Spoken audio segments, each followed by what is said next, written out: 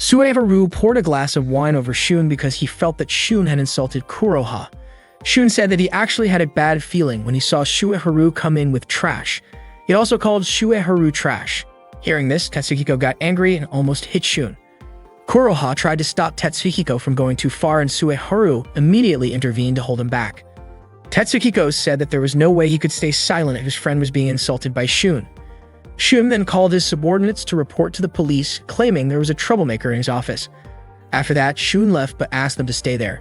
Sueharu immediately panicked, but Tetsuhiko told him to stay calm because Sueharu had done nothing wrong.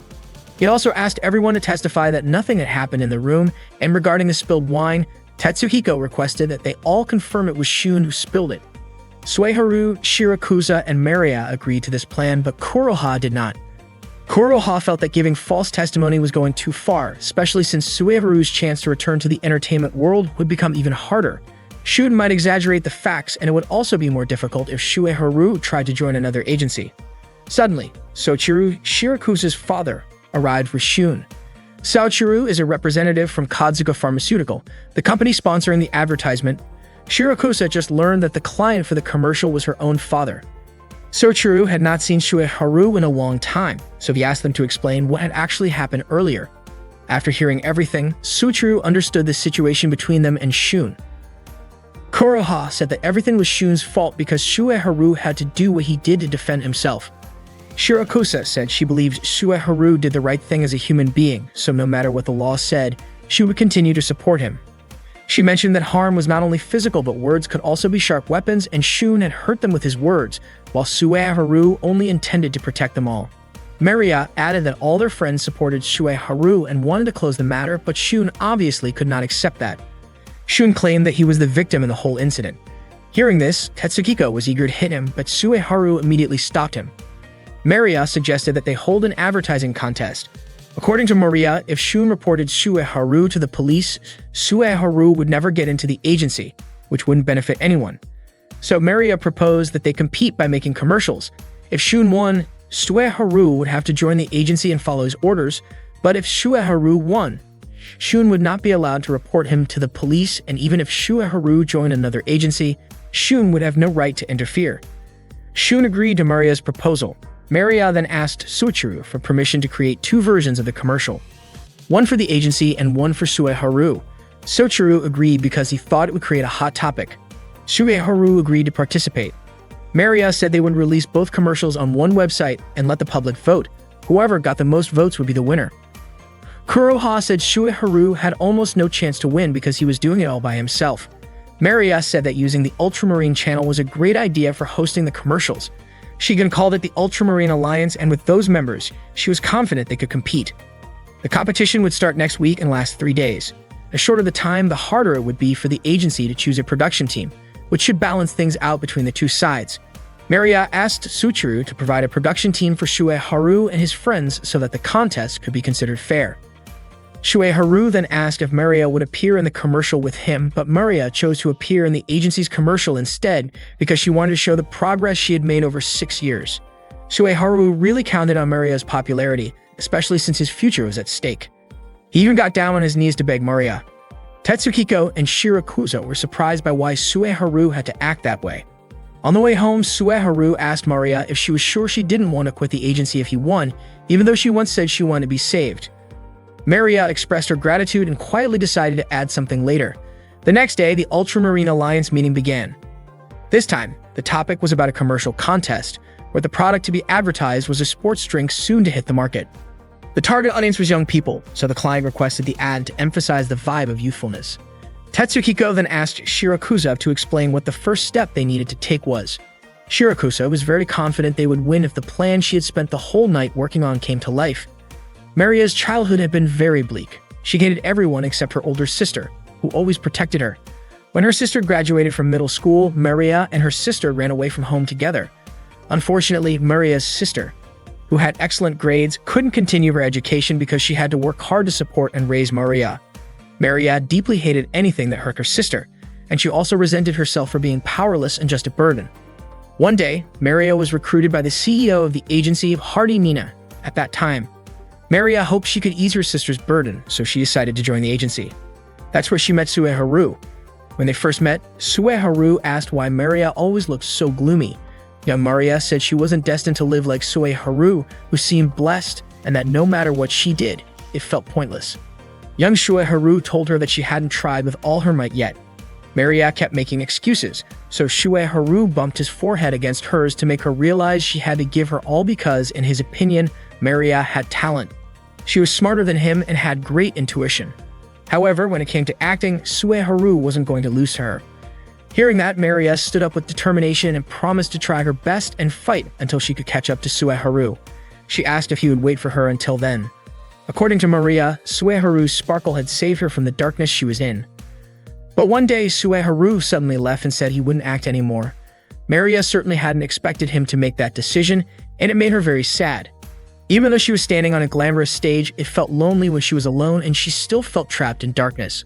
That night, Maria's older sister, Eri, came home from her part-time job, bringing food to eat together.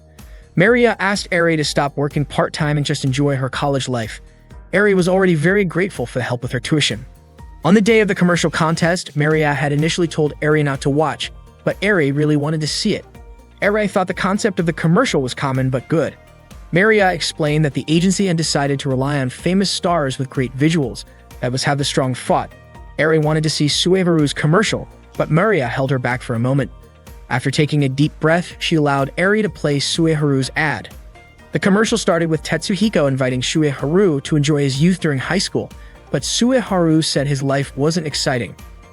Tetsuhiko then invited Sueharu to have fun together.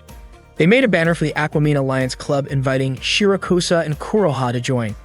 After persuading them, the Aquamarine Alliance Club finally got a club room. In the scene, Sueharu looked really excited. Tetsuhiko also showed the Ultramarine channel, explaining that the club aimed to show the world the most fun things in life. At the end of the scene, they jumped up shouting to enjoy youth together with Aquamarine. Maria wondered if she was overestimating Sueharu, but Eri said that Sueharu's commercial was fun. Maria said the commercial was good, especially Sueharu's performance, and she was glad Sueharu hadn't given up. According to Maria, the commercial felt a bit biased. Even though it was an Aquamarine commercial, the Ultramarine channel was what really stood out, which she thought strayed from the ad's original purpose. She was confident that the agency's commercial would win. Eri was still curious about the meaning behind Sueharu's smile at the end of the video. That night, Maria called Sueharu to ask where he was, but he kept it a secret. Sueharu was about to hang up since he was busy, but before ending the call, he said Maria was an amazing actress. He had seen the agency's commercial and felt motivated not to lose to the agency. He said he would show all of his strength. Hearing that, Maria was touched by Sueharu's spirit. When Eri asked who Maria had just spoken to, Maria said the contest wasn't over yet and Sueharu had come back. Meanwhile, Sueharu and his friends were shooting additional footage for their commercial.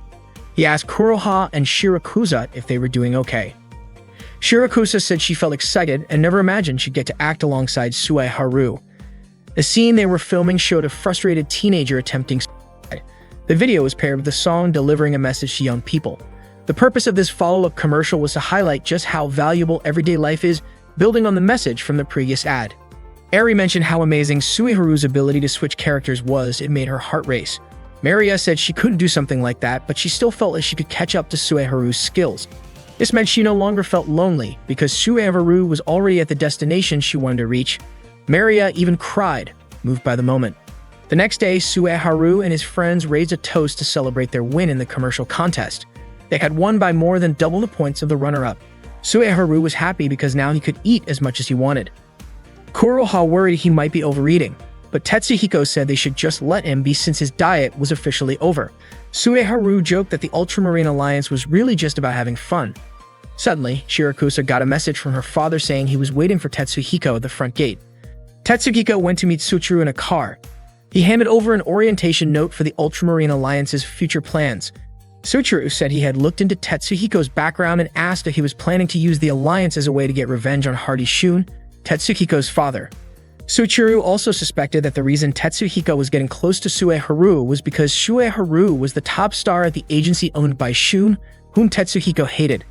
After their meeting, Tetsuhiko asked Suchuru to support the Ultramarine Alliance. Suchuru agreed to handle all legal matters. As Tetsuhiko was walking back to class, Mitsuru suddenly greeted him. Tetsuhiko ignored him. Mitsuru explained that he was involved behind the scenes and wanted to know the results. He added that if Shun was planning something, he would ask his own father to protect Tetsuhiko and the others. Mitsuru's father, Abe Hajime, was a big name in the entertainment industry.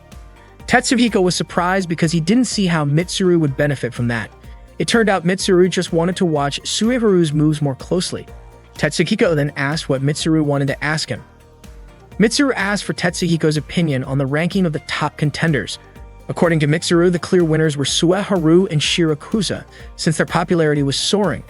Tetsuhiko said that Shun would definitely lose on his own, and that the likely champion would be Kuroha, with himself coming in second. Mitsuru was surprised and asked why Kuroha would come out on top. It turned out Kuroha had told Tetsuhiko earlier that she didn't want Sueharu to enter the entertainment world. She suggested that when choosing sides, Tetsuhiko should go with whoever would benefit him most, and that was her.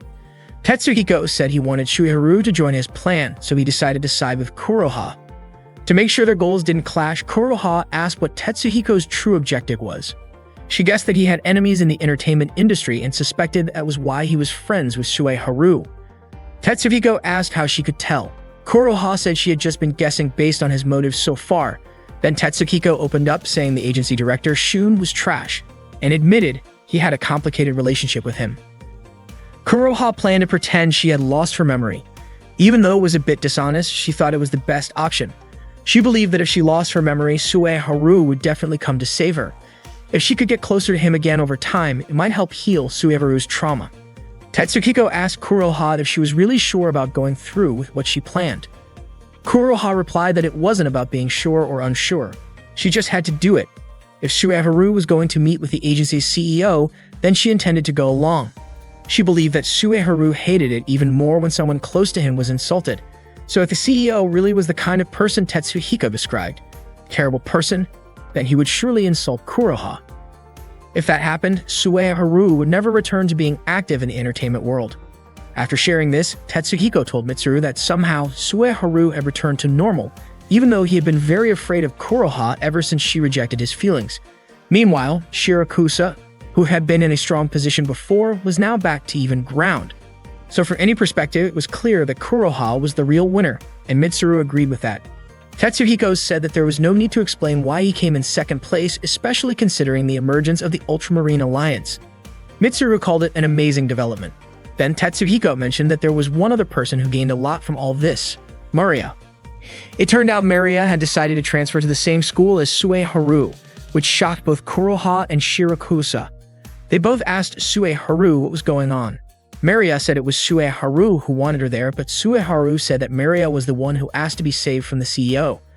Maria explained that she and Shun just weren't a good fit, so she used the opportunity to leave the agency and focus on school. She also said that the reason she quit the agency was to rely on Sueharu and transfer to that school. Since she had rarely attended school because of her busy schedule, she was looking forward to starting her life at school. This naturally made Kuroha and Shirakusa very angry at Sueharu. To avoid them, Sueharu left. While Kuroha and Shirakusa were searching for Sueharu on the school grounds, Rena gave in wrong directions. It turned out that Sueharu had asked Rena to do that. Rena asked Sueharu how he could be friends with Tetsuhiko when they often fought. Sueharu said that most people knew he used to be a child actor, so they would usually ask him to do something, but Tetsuhiko was the only one who actually invited him to do things together. Rena said that Tetsuhiko and Sueharu were quite similar, but Sueharu didn't like being compared to him. After school, without realizing it, Kuroha told Sueharu that she had made him corn soup with watermelon broth, which was one of his favorite dishes. Hearing that, Sueharu realized that Kuroha's taste in food had returned. Kuroha said that had always been her taste, and she even pointed out how many careless mistakes Sueharu made during the quiz recently, as well as his worrying grades. She also mentioned that during summer tutoring, Sueharu had been mostly sleeping because she had been watching him. Sueharu was surprised to hear that, especially since Kuroha had been suffering from memory loss, yet she still remembered something about summer tutoring. Kuroha smiled because Sueharu had finally caught on to her little lie all this time.